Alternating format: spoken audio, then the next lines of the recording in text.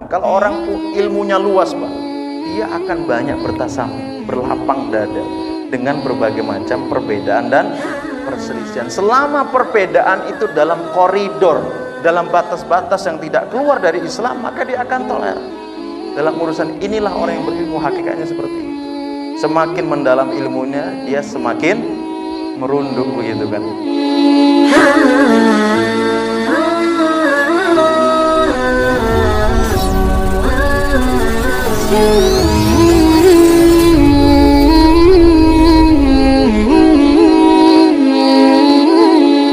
Kita mulai. Bismillah. Assalamualaikum warahmatullahi wabarakatuh.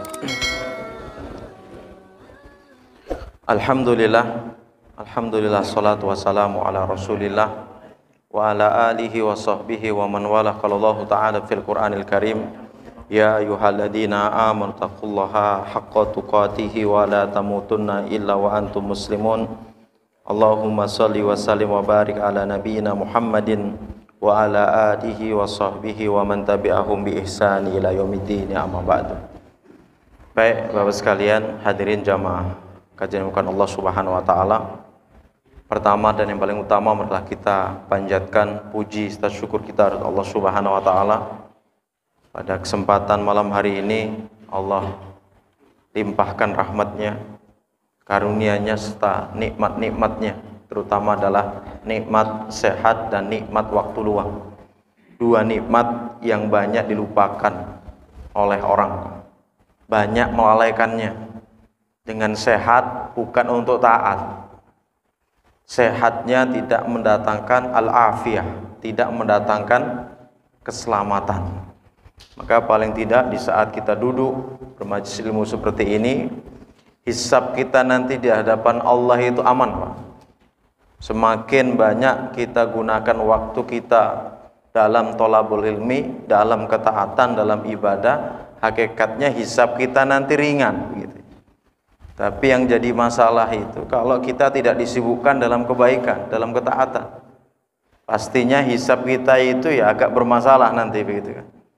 Apalagi Nabi sudah berpesan kepada kita, man husiba uziba, barang siapa yang sampai dihisab maka dia akan diazab. Jadi kalau kita sampai berhenti, kamu dihisab dulu kamu, itu sudah pasti kita diazab. Berarti ada yang bermasalah dari amal-amal kita.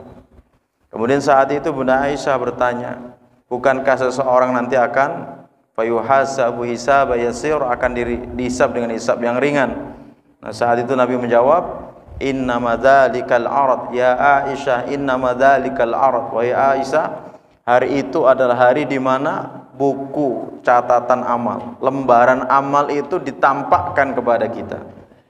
Dan Nabi berpesan dalam kalimat terakhirnya, man nukisal hisab halaka, barang siapa yang hisabnya dipersulit maka dia akan binasa.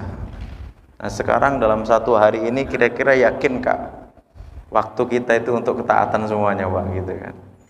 Yang jelas hari ini atau di zaman kita ini, Pak, hisabnya berat, Pak, karena dikit-dikit megang HP kita ini, gitu ya. Ini slide-nya juga enggak di laptop, di HP juga ini, gitu ya, presentasinya kita.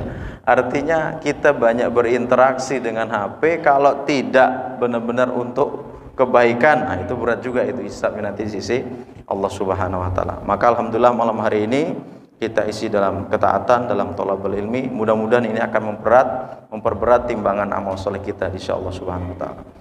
Salam dan salawat mudah-mudahan tercurah pada junjungan kita Nabi Muhammad sallallahu alaihi wasallam, beserta keluarganya, para sahabatnya, dan orang senantiasa istiqomah di atas jalan sampai hari akhir nanti.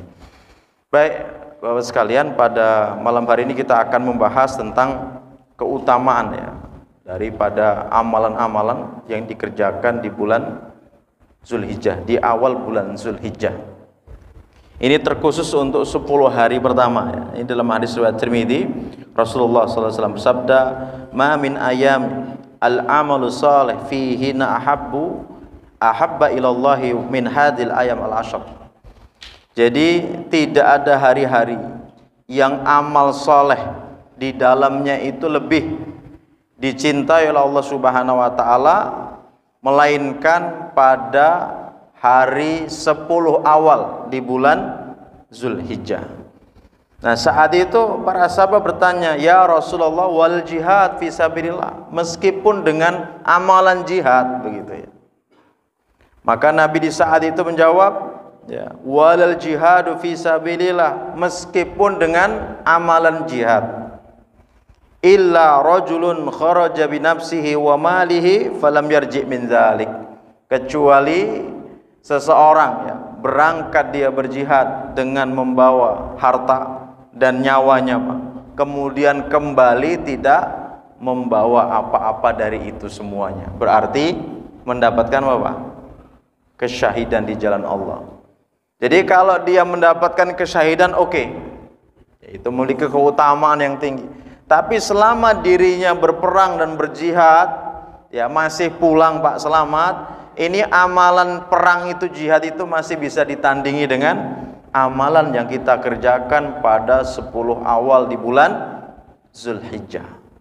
Ya, jadi ini memiliki sebuah kedudukan tersendiri, Pak, 10 hari di awal bulan Zulhijjah ini. Dan juga kita harus paham bahwasanya bulan Zulhijjah ini termasuk arba'atun hurum, termasuk dalam 4 bulan yang haram. Yang pertama adalah bulan Rajab, yang kedua ini berurut-urut ini Zulqa'dah, yang ketiga Zulhijjah, dan Muharram. Kok kayaknya antum-antum ini kayak diragukan hafalan bulan hijriahnya. Coba Pak, dari pertama Muharram, terus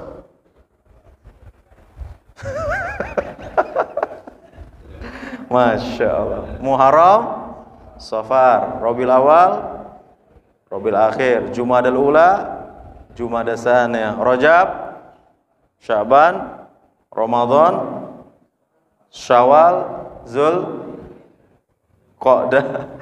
Zulhijjah. Pokoknya pulang nanti belilah itu. Harus hafal itu, masa tidak hafal itu ya. Ya. Jadi 4 bulan haram itu diantara bulan Rajab, Zulqa'dah, Zulhijjah, dan Muharram. 4 bulan ini fala tadlimu fihinna anfusakum. Janganlah kalian berbuat zalim. Maka Imam Abu Qatadah menjelaskan, kezaliman atau kemaksiatan yang kita lakukan di bulan-bulan haram ini akan dilipat gandakan, Pak, dosanya, hukumannya. Maka dalam kebaikan di awal Zulhijjah itu luar biasa, tapi ingat ini juga masuk dalam bulan haram yang juga akan dilipat gandakan perbuatan dosa, hukuman daripada perbuatan dosa kita ini. Nah, kemudian selanjutnya kita akan membahas tentang amalan apa saja yang utama yang dikerjakan di awal bulan Zulhijjah ini. Yang pertama adalah puasa dari awal Zulhijjah, dari tanggal 1. Dalam hadis riwayat Abu Daud, dan ini hadis ini disahihkan oleh Syekh Al-Albani. Di sini an ba'di azwajin Nabi sallallahu alaihi wasallam, dari sebagian istri Nabi, berkata, kana Rasulullah sallallahu alaihi wasallam yasumu tis'a Zulhijjah. Adalah Nabi Muhammad sallallahu alaihi wasallam, beliau berpuasa selama 9 hari. 9 hari berarti dari tanggal 1 sampai tanggal 9. Maksudnya ini menjadi sebuah tambahan ilmu bagi kita semuanya. Oh, ternyata di awal bulan Zulhijjah ini ada sebuah riwayat yang menjelaskan kepada kita bahwasanya Nabi itu puasanya dari tanggal 1 gitu. Tidak hanya tanggal 9. Maksudnya ketika ada nanti yang berpuasa dari tanggal 1, 2, 3 terus sampai tanggal 9, itu ada dalilnya. Dan hal ini pula yang dilakukan oleh sahabat Ibnu Umar dan juga ulama yang lain seperti Imam Hasan Al-Basri. Dan mayoritas para ulama juga menganjurkan untuk berpuasa dari tanggal 1 ini. Tanggal 1 sampai tanggal 9. Gitu. Itu yang pertama. Kemudian yang kedua adalah tanggal 9-nya, namanya puasa Arafah. Ya, puasa Arafah. Yang Rasulullah SAW bersabda dalam hadis riwayat Tirmidzi, siyamu yaumi Arafah. Puasa di hari Arafah ini ahtasibu 'ala Allah an yukaffira sanah allati ba'da was sanah allati qabla. Dan saya berharap kepada Allah Subhanahu wa taala, aku harapkan dari Allah Subhanahu wa taala puasa Arafah ini bisa menghapuskan dosa 1 tahun yang lalu dan 1 tahun yang akan datang. Ya, jadi ini keutamaannya luar biasa, Pak. Maka nanti jangan lupa untuk diingatkan di grup-grup. Ya. Cuman ada permasalahan lagi sebagaimana Idul Fitri kemarin gitu kan. Ustadz, puasa Arafah kita itu ikut mana lagi ini nanti? Yang jelas, Pak. Yang jelas Nabi di sini menyebutkan kalimatnya siyamu yaumi Arafah. Arafahnya tidak menggunakan alif lam ma'rifah. Artinya ini menunjukkan sebuah waktu. Puasa pada hari Arafah. Pada hari Arafah yaitu maklum harinya tanggal 9 Zulhijjah. Tapi kalau menggunakan alif lam, siyamul Arafah misalnya begitu, ada alif lamnya, maka itu menunjukkan tempat yaitu padang Arafah. Berarti puasa kita harus berbarengan dengan jamaah haji yang wukuf di Arafah. Itu maksudnya seperti itu. Dan itu banyak dijelaskan para ulama terkait masalah kedudukan puasa Arafah ini. Nah, maka ketika kita buka fatwa dalam kitab Lajnah Daimah lil Buhusi Ilmu Ifta yang disusun oleh Syekh Abdul Razak Ad-Duwaisi, yang diketuai oleh Syekh bin Bas. Jadi di Saudi itu ada buku namanya Al-Lajnah Daimah lil Buhusi Ilmu Ifta. Jadi tim bahas yang mereka senantiasa membahas permasalahan-permasalahan kontemporer yang terdiri dari para ulama-ulama yang punya kompeten, Pak. Dan kebanyakan mereka adalah para mufti. Jadi di saat mereka ditanya tentang permasalahan kontemporer, mereka akan duduk, ya Pak ya, istilahnya membahas dari sisi dalilnya dan sebagainya. Nah, nanti ketika sudah disepakati mana yang rojih, mereka tanda tangani itu fatwa itu, Pak. Jadi seperti itu, diketuai oleh Syekh bin Bas saat itu. Nah, ketika itu ditanya seperti ini, bagaimana puasa kami? Apakah harus kami ikut Saudi, harus ikut jamaah haji wukuf di Arafah, sedangkan perhitungan kami di kalender hijriah kami, karena kami ru'yatul hilal sendiri, itu berbeda. Maka jawabannya apa? Kalian harus mengikuti puasa di negeri yang kamu tinggal. Jika kamu tinggal di suatu negeri yang berbeda waktu dan tempat munculnya hilal. Karena Nabi bersabda, saumukum yauma tasumun, berpuasalah kalian bersama dengan mayoritas kaum muslimin di tempat kamu berpuasa, wa fitrukum yauma tuftirun, dan beridul fitrilah demikian, wa adhakum yauma tutohun, dan beridul adhalah berbarengan dengan mayoritas kaum muslimin di tempat kamu beridul adha. Artinya dalam hal ini Nabi menitik tekankan kepada kita untuk membersamai masyarakat, untuk tidak menyelisihinya, karena menjaga sebuah persatuan itu hukumnya wajib. Sedangkan Idul Adha, Idul Fitri itu ibadah wajib apa sunnah, Pak? Sunnah apa wajib? Siapa yang berani mengatakan wajib? Artinya kalau kita berbicara itu wajib misalnya, Pak, berarti harus di masjid sebagaimana sholat 5 waktu. Ini boleh di mana, Pak? Di lapangan begitu ya. Nah, artinya ini ibadah-ibadah yang sifatnya syiar-syiar seperti ini justru jangan sampai memicu perpecahan di tengah-tengah kita. Maka pentingnya berilmu itu supaya apa, Pak?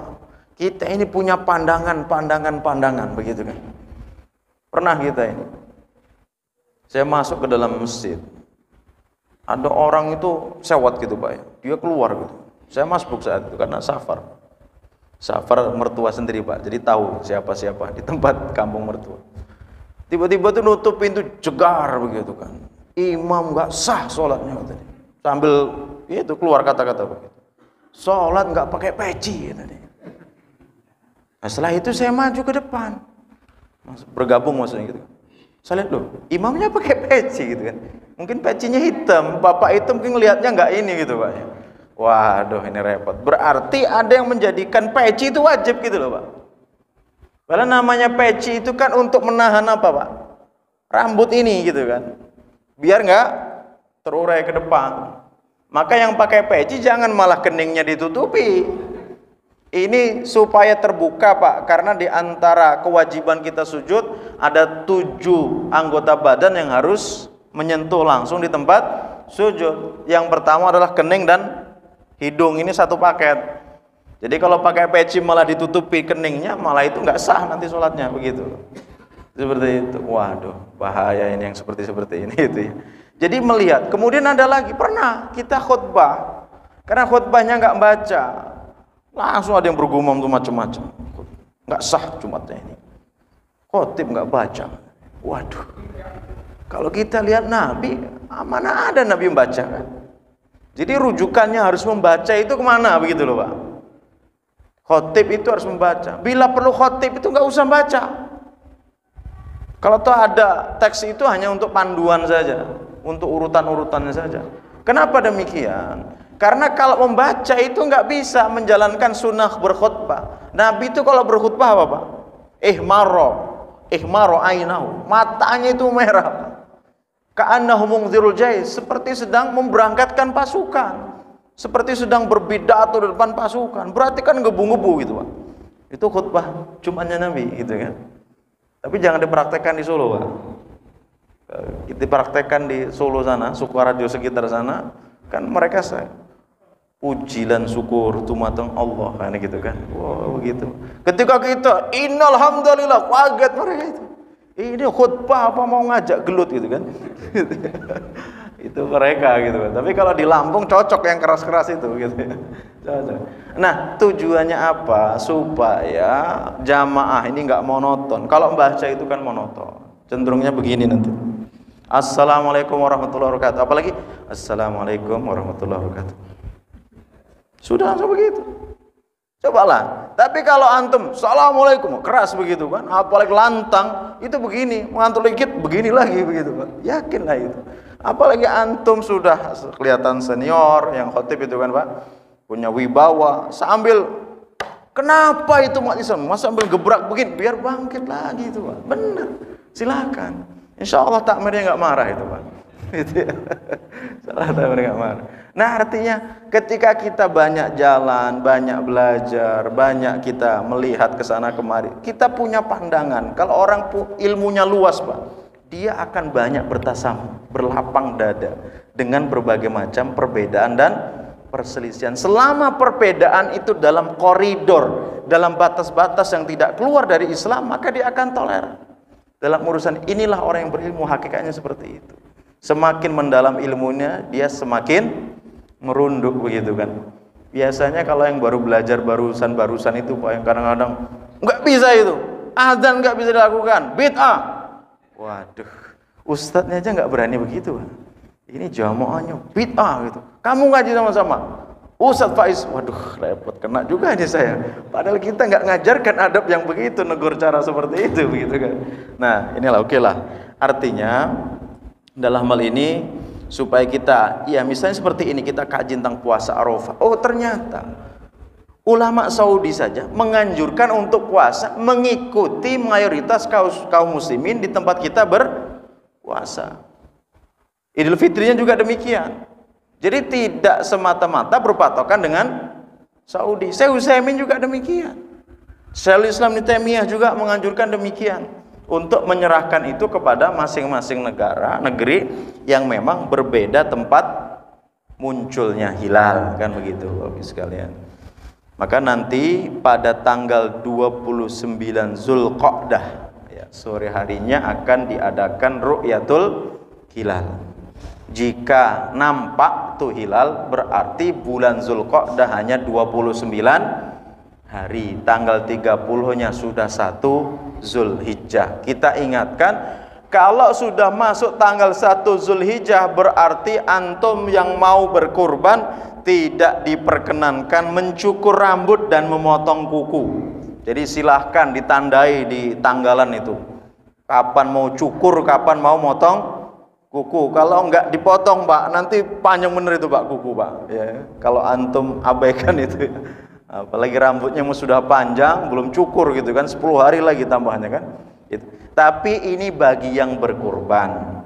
Adapun anak kita, istri kita yang kita niatkan masuk dalam korban kita, mereka tidak termasuk yang mendapatkan larangan untuk mencukur rambut dan memotong kuku. Jadi untuk kita yang berkorbannya, siapa yang berkorban? Yang punya duit, siapa yang membeli, kan gitu kan. Kalau istri kita separuhnya uang istri kita, ya sudah, istrinya ikut juga sama, Pak, berarti kan gitu. Tapi kalau murni kita saja, berarti kita saja. Nah, jadi ini terkait tentang puasa Arafah. Paling tidak nanti ketika ada sebuah perbedaan, antum bisa menundukkan, ya, bisa menundukkan. Oh, di dalam penentuan itu ada ikhtilaful matali, ada wahdatul matla. Ikhtilaful matali itu masing-masing negeri yang berbeda tempat munculnya hilal itu memiliki hak untuk menentukan kapan awal kapan akhir, gitu kan. Nah, tapi kalau wahdatul matla itu yang punya pendapat pokoknya, gitu kan. Jika di suatu negeri sudah terlihat hilal, maka seluruh negeri harus mengikuti hilalnya satu negeri. Ini namanya wahdatul matla. Berarti yang di Indonesia yang masih mengikuti Saudi itu berarti dia mengikuti wahdatul matla ini. Itu seperti itu. Baik, ini amalan yang kedua itu puasa Arafah, ya, puasa Arafah. Nah, kemudian untuk amalan yang ketiga adalah berkurban itu sendiri, ya, berkurban itu sendiri. Di sini Nabi menjelaskan tentang keutamaan daripada kurban itu sendiri. Ma'amila ibnu Adam yauman nahri amalan ahabba ilallahi azza wa jalla min hirakati damin.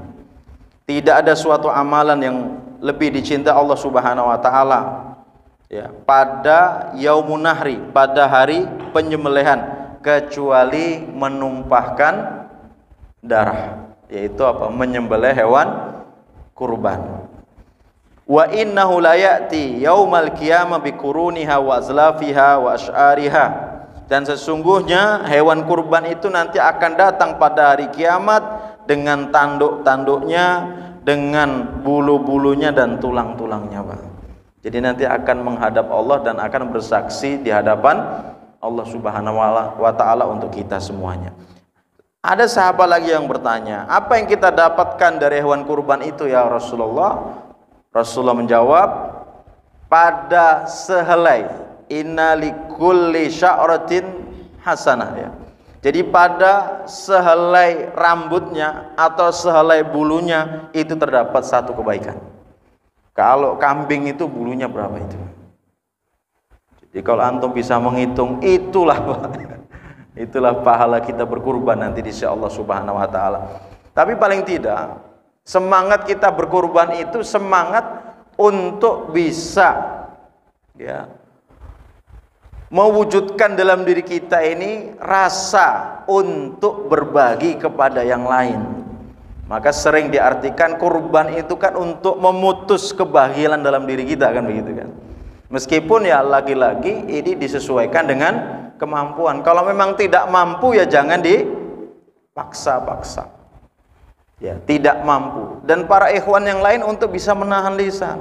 Jangan mudah berkomentar. Ini ikhwan ini kayaknya setiap tahun nggak pernah kurban kayaknya. Bakhil itu. Nggak boleh. Karena kita tidak tahu. Jangan-jangan fulan itu bukan lagi satu tempat lagi dia korban. Dia berkorban di mana-mana tapi nggak di tempat kita. Karena dilihat mungkin di tempat kita sudah banyak yang berkorban. Dia larikan itu kurban-kurban dia di pelosok-pelosok. Dan nggak mungkin dia akan bercerita. Kita husnudonnya aja begitu, Pak. Begitu ya. Oh, kenapa fulan itu nggak berkorban? Oh, biaya pendidikannya, biaya sekolah anak-anaknya banyak betul. Belum lagi dia terkena musibah terus, begitu kan. Dananya pasti nggak ada. Ya sudah, itu aja kita berhusnudonnya sampai ke sana. Jangan sampai latah dengan kata-kata bakhil kamu ini. Nggak boleh begitu. Karena nggak tahu ya, di Indonesia ini mudah banget Pak orang itu berkomentar gitu. Sampai-sampai kalau di Australia itu kan seorang mufti itu kan hanya satu Pak ya. Di Amerika, di Inggris itu kan yang berfatwa itu cuma satu orang gitu kan. Jadi ada salah seorang masyayikh itu tanya kepada salah seorang ustadz kita itu, kalau di Indonesia ini berapa orang yang berfatwa? Ustadz kita tersenyum, dijawab, kalau di Indonesia ini semua orang itu bisa berfatwa, ya. Dari yang punya basic agama sampai nggak punya basic agama, itu berfatwa semua. Coba antum duduk dekat penjual gorengan itu, apa yang viral di Indonesia ikut berkomentar dia. Kalau menurut saya, wah begitu Pak. Allahu Akbar, mantap gitu Pak ya. Ya, kita makan bakso di samping kita cerita tentang hal-hal yang viral tentang urusan agama. Jadi seolah-olah itu paham tentang urusan agama begitu. Ini di Indonesia gitu loh. Jadi terlalu berani untuk berkata tentang sesuatu yang dia tidak ada ilmunya, itu bahaya. Harusnya kalau orang-orang yang nggak berilmu itu diam, itu cukup untuk bisa menenangkan suasana begitu kan. Ini sekarang lagi dibenturkan Habib sama Kiai kan. Habib versus Kiai. Seolah-olah. Terus kok kita ikut-ikutan berkomentar? Sudah, urusan mereka. Nggak usah ikut-ikutan. Ya, nggak usah ikut. Yang penting tugas kita adalah bagaimana kita ittiba'un nabi, ittiba'ur rasul. Meskipun tidak berdarah Habib, insya Allah kita akan mulia di sisi Allah Subhanahu wa taala. Inna akramakum indallahi atqakum. Enggak boleh kita langsung mengatakan siapa itu berkomentar. Wah, enggak boleh lah. Apalagi kita sampai merendahkan orang lain. Karena firman-Nya sudah jelas, ya ayyuhalladzina amanu la yaskhar qaumun min qaumin. Hai orang beriman, janganlah suatu kelompok, suatu kaum itu merendahkan, mengolok-olok suatu kelompok yang lain. Bisa jadi kelompok yang diolok-olok atau yang direndahkan itu ternyata mereka itu lebih baik ya di sisi Allah Subhanahu wa taala daripada kita. Sampai renungan kita itu Pak, kan di Jawa Barat itu ada pembongkaran kuburan kalau nggak salah untuk fasilitas jalan gitu. Itu ada 3 jenazah yang masih utuh jasadnya, kain kafannya bersih. Siapakah mereka? Guru ngaji. Seorang guru ngaji Allah muliakan Pak. Bahkan juga dalam sebuah riwayat, nanti bisa dibaca dalam kitab Syarh Aqidah Thahawiyah, tentang seseorang yang banyak dosanya. Ketika dia akan meninggal dunia, dia berpesan kepada putranya, wahai putraku, nanti kalau saya mati, bakar jasadku, kemudian taburkan abu daripada jasadku itu ke angin yang sedang berembus. Supaya apa? Allah tidak bisa menyatukan jasadku lagi dan saya tidak dihukum sama Allah Subhanahu wa taala. Karena dirinya tahu Pak dosanya itu banyak. Nah, setelah itu meninggal, benar sama anaknya dibakar Pak. Abunya ditaburin begitu kan. Nah, setelah itu kan Allah mudah Pak. Allah perintahkan angin untuk mengumpulkan lagi dan jadilah seorang tadi itu. Ditanya, wahai hambaku, kenapa engkau lakukan itu? Apa jawaban dia? Saya takut kepadamu ya Rabb. Saya takut. Akhirnya apa? Atas kasih sayang Allah Subhanahu wa taala, Allah ampuni dosa-dosa hamba ini Pak. Allah masukkan hamba ini ke dalam surga. Coba, atas kasih sayang Allah Subhanahu wa taala. Nah, sekarang gitu Pak, kita berani enggak mengomentari orang Pak? Jangan-jangan qiyamul lail dia itu lebih husuk daripada qiyamul lail kita. Bacaan Quran dia itu lebih nyampe ke hati daripada bacaan Qurannya kita. Kan begitu. Apalagi bapak-bapak kita dulu itu Pak. Kalau doa itu peletotan itu Pak. Enggak sefase ustaz-ustaz kita sekarang. Ustaz-ustaz kita sekarang kan fase-fase itu Pak. Itu ya. Tapi kenapa sih mereka itu kok didengar oleh Allah Subhanahu wa taala? Kalau kita mau merenung lagi, oh ternyata mereka itu berdoa dengan iman. Kalau kita ini berdoanya dengan hafalan. Ya enggak Pak? Benar. Kalau imam kadang baca Quran dengan hafalan, bukan karena iman kepada Qurannya, kebanyakan Pak ya. Dan makmumnya itu sholatnya dengan hayalan. Nah, cocok gitu kan. Sampai imam itu berhenti ketika membaca sabbihisma rabbikal a'la. Berhenti sampai fadzakir. Harusnya apa Pak? Inna fa'atid dzikr. Nah, makmumnya baru ngayal kan. Lihat, denger imamnya fadzakir terus sudah dia. Innama anta mudzakir. Wah, ikut imam. Innama anta mudzakir. Awalnya sabihis, selesainya al-ghasiyah, Pak. Mantap itu, Pak. Ini gara-gara imam yang menghayal gitu. Nah, itu. Maka kalau imam yang baru menghayal, jangan mengislah imam lah ya. Makmum ya, maksudnya makmum yang menghayal jangan mengislah imam. Baik, ini di antara 3 amalan yang utama sebenarnya kalau kita ingin lihat amalan yang utama di awal bulan Zulhijjah, termasuk sholat Idul Adhanya. Untuk fikih sholat Idul Adhanya ada beberapa perbedaan dengan Idul Fitri. Saya sampaikan yang pertama, dari takbirannya itu berbeda, Pak. Awalnya sama, malamnya sama-sama malam mulainya.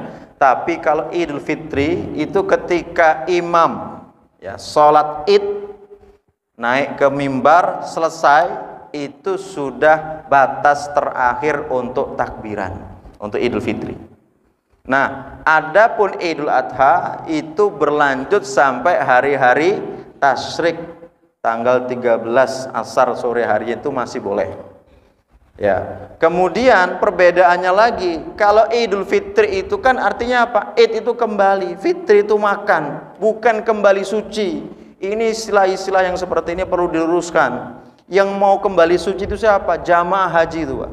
Man hajja lillah falam yarfus walam yafsuk falam yafsuk ya raja'a ka yaumin waladatu ummu. Barang siapa yang berangkat haji untuk Allah Subhanahu wa taala, falam yarfus, tidak berkata kotor, tidak berbuat kefasikan, maka dia akan kembali ke rumahnya seperti bayi yang baru dilahirkan. Benar, bisa kembali suci. Oh, Idul Fitri kembali suci dari mana? Orang habis Idul Fitri ke rumah-rumah salaman sama selain mahram kok. Giliran agak bening ditahan juga itu udah dosa itu, Pak. Idul Fitri itu artinya kembali makan setelah kita berpuasa selama 1 bulan. Nah, kalau hari tasyrik itu hari apa? Nabi menjelaskan ayamu tasyrik ayamu aklin wa syurbin. Hari-hari tasyrik itu adalah hari makan dan minum.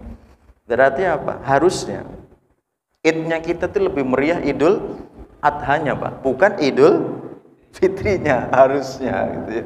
Tapi di Indonesia itu Masya Allah ya. Jadi kalau Idul Fitri itu ada semacam apa ya, sebuah agenda rutin. Apa itu, Pak? Pulang kampung. Jadi itu di sistemnya seperti itu. Di sistemnya seperti itu.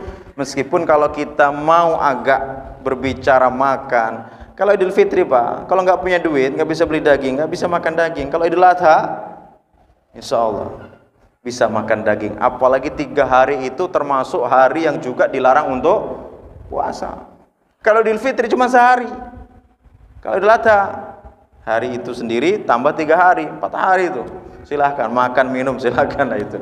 Nah, itu tentang perbedaannya. Kemudian berangkatnya artinya kalau Idul Fitri itu dianjurkan untuk makan. Kalau Idul Adha dianjurkan untuk tidak. Pelaksanaannya juga berbeda. Kalau Idul Fitri itu agak disiangkan dalam rangka apa? Memberikan peluang bagi orang yang belum bayar zakat fitrah untuk bisa membayar zakat fitrah. Tapi kalau Idul Adha itu agak dipagikan supaya apa? Segera menyembelih hewan kurban. Dan memang sunnahnya kalau bisa habis Idul Adha langsung nyembelih. Setelah itu ada anjuran untuk memakan yang berkurban, untuk memakan sebagian daripada daging hewan kurban itu. Allah a'lam bishawab. Oke, demikian Bapak sekalian, amalan-amalan yang utama sebenarnya tidak hanya terbatas ini saja. Untuk amalan yang lain dijelaskan oleh para ulama juga termasuk, Pak, yang lebih dicintai Allah. Ya, di awal bulan Zulhijjah itu termasuk sholat kita, zikirnya kita, tilawatul Quran dan amalan-amalan yang lain.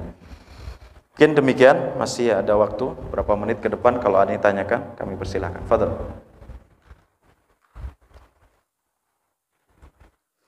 Ya, silakan, Pak, kalau ada, Pak. Tentang kurban juga yang belum selesai kemarin nggak apa-apa, tanyakan. Ya, fadhil. Waalaikumsalam.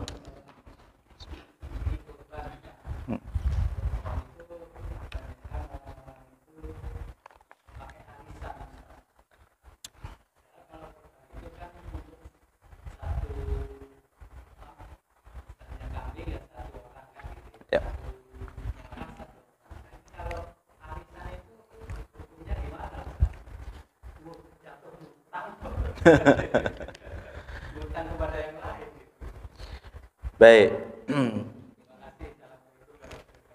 Waalaikumsalam. Jadi benar disampaikan bahwasanya tujzi asyad. Jadi kalau untuk kambing itu al-wahidah, kambing satu itu an ahlil baiti kafa wa in kanu anfarun adidin.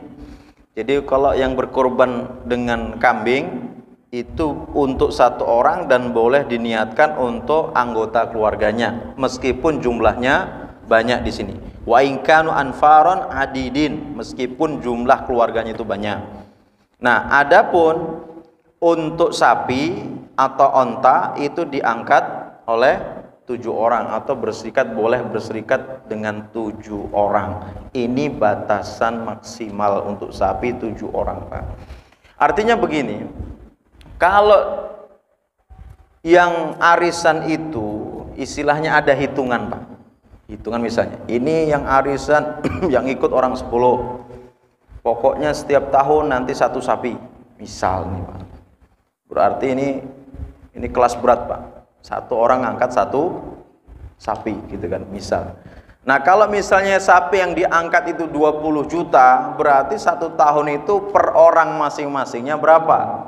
Gitu kan. Oh, berarti 1 tahun itu per orang misalnya dibuat 2 juta.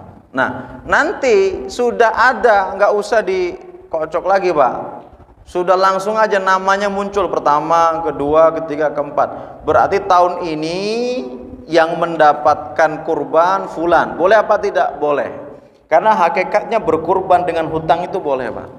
Tapi hutang, orang yang berhutang kan ada 2 macam, Pak. Ada yang dia itu berhutang, tapi hakikatnya dia itu bukan orang miskin. Ya, orang arisan begini kan nggak miskin-miskin amat gitu. Hakikatnya dia berhutang itu kadang untuk pengembangan bisnis, untuk kebutuhan yang sifatnya tersier atau sekunder, bukan untuk kebutuhan pokok. Kalau kebutuhan pokok makan, ini yang nggak boleh dia berkurban, karena dia termasuk dalam bab tidak mampu, gitu ya. Kalau berbicara Ustadz yang punya hutang kalau nggak boleh berkurban gimana, Ustadz? Ya kalau yang punya hutang nggak boleh berkurban, banyak yang nggak kurban, nggak ada sapi nanti di masjid, karena kebanyakan orang pada, apalagi perumahan-perumahan baru itu, Pak, nggak mungkin mereka akan berkorban itu, karena masih 15 tahun. Nah, sedangkan hutang itu kan ada tahapan, ada yang per bulan cuma 700, ada yang 800, ada yang 1 juta. Sedangkan pendapat dia lebih daripada itu, berarti dia boleh berkorban, begitu artinya. Nah, jadi kalau arisan yang model seperti itu boleh. Tapi kalau arisan yang ditanyakan semalam di Masjid Thariqul Khair itu, arisannya orang 90. Setiap tahun itu bisa dapat 4 sapi. Nah, saya tanya, 4 sapi itu diniatkan untuk 90 orang atau mewakili 28 orang dari 90 untuk mewakili 90 orang? Ya nggak boleh. Berarti gotong royong itu. Nanti berubahnya bukan kurban kalau begitu, Pak. Sudah kayak apa itu, iuran makan daging aja itu nanti kan gitu kan. Jadi boleh, silakan 90 silakan, tapi yang keluar itu nanti kalau 4 sapi berarti kan itu 28 orang. Berarti tahun ini yang berkorban 28 orang. Karena 4 sapi, gitu kan? 4 sapi kali 7 kan?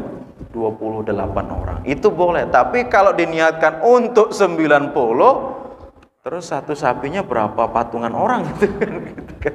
Nah, itu seperti itu. Nah, itu perlu dikelirkan lah yang seperti itu. Boleh, Pak, silakan, arisan itu boleh. Yang lain silakan. Ya, silakan, Pak. Ya.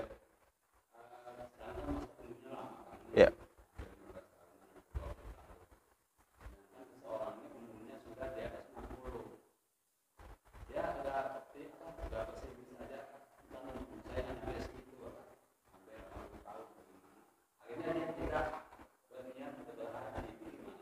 Baik. Bismillah. Baik, bismillah, salatu wassalamu rasulillah. Jadi dalam bab ya rukun haji itu kan pertama, Pak, ya dia punya finansial, kemampuan dalam urusan finansial. Yang kedua tidak hanya itu, yaitu al-istita'ah. Mampu dalam hal ini itu dia bisa sampai ke sana aman. Berarti kalau terjadi konflik, udah gagal tuh haji itu di perjalanannya gitu kan. Karena tidak aman. atau tadi sudah tidak memungkinkan untuk berangkat. Ya. Karena apa? Hitung-hitungannya nggak ketemu ini. Orang sekarang aja udah batuk-batuk, udah bongkok begini, sholat sudah gemeter-gemeter, daftar haji Pak ya. Sangat-sangat. Kalau toh tetap mendaftar nggak masalah, karena itu niatan kebaikan. Istilah Nabi, istilah ya pepatah para ulama itu begini Pak. Kalau kamu yakin besok itu akan terjadi hari kiamat, tetap kamu harus tanam itu korma. Artinya kita harus optimis gitu loh Pak. Tetap aja daftar. Nah, tapi kan kita punya hitungan Pak. Kita bisa mengukur fisik kita ini. Oh, tetap kalau saya tetap daftar, kayaknya saya nggak berangkat. Fisik saya sudah begini gitu. Ya sudah, bisa alihkan untuk hal-hal yang lain. Karena hakikatnya abwabul bir, pintu-pintu kebaikan itu sangat banyak sekali. Silakan. Ya, kalau memang seperti itu boleh juga nanti Pak prakteknya tetap daftar, meskipun nanti yang berangkat itu bukan antum, itu nanti bisa turun ke anak. Tapi syaratnya yang bisa menghajikan kita itu adalah orang yang sudah berangkat haji. Ini yang agak-agak repot, karena yang sudah berangkat haji kadang-kadang sulit Pak. Ada anak kita kadang-kadang belum begitu kan. Nah, jadi ada pilihan, silahkan tetap daftar ya, kedepankan rasa optimis. Tapi kalau memang antum tidak optimis, tidak masalah, antum alihkan dana itu ke yang lain. Karena hari ini mohon maaf Pak ya, nilainya cukup fantastis. 25 juta uang masuk pertama, plus sekarang ini 49 ya, ditambah 49 juta. Nah kalau suami istri Pak, 49 kali 2 mabuk gitu Pak. Kalau misalnya besok keluar tuh nama antum itu, tambah 40, kalau sama istri 100 juta, udah siapkan 100 juta. Luar biasa. Nah kalau yang mau cepat itu lewat Korea Pak. Jadi negeri-negeri yang non muslimah sedikit ini kan ada kuota-kuota, dan kuota itu nggak habis. Tapi gimana bisa berangkat dari luar negeri begitu kan, kalau bisa gitu. Karena kuota mereka. Jadi bisa lebih cepat lah nantinya seperti itu. Tapi kalau tidak ya silahkan daftar yang furoda atau yang haji plus. Kalau yang furoda 185. Mantap Pak ya. Kalau yang haji plus ya tentunya lebih mahal daripada itu. Allah alam. Gitu Pak ya. Ada lagi? Masih ada waktu sedikit lagi. Ya, silakan. Ya.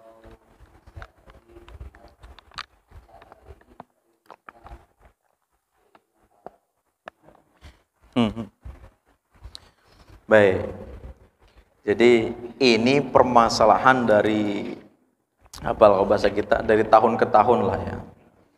Tentang kurban, tentang tukang jagal. Memang tukang jagal ini harus ditertibkan begitu. Karena Nabi itu berkorban, ada sebuah riwayat beliau menjelaskan berkorban itu dengan 100 onta. 50 onta beliau tangani sendiri, 50 ontanya diserahkan kepada sahabat Ali. Dan Nabi berpesan kepada sahabat Ali, pertama apa? Untuk membagi semuanya. Mau tulangnya, mau kulitnya, dan aksesoris hewan kurban itu harus dibagi semuanya. Kemudian Nabi juga berpesan untuk tidak boleh memberi kepada tukang jagal bagian dari kurban itu sebagai upah.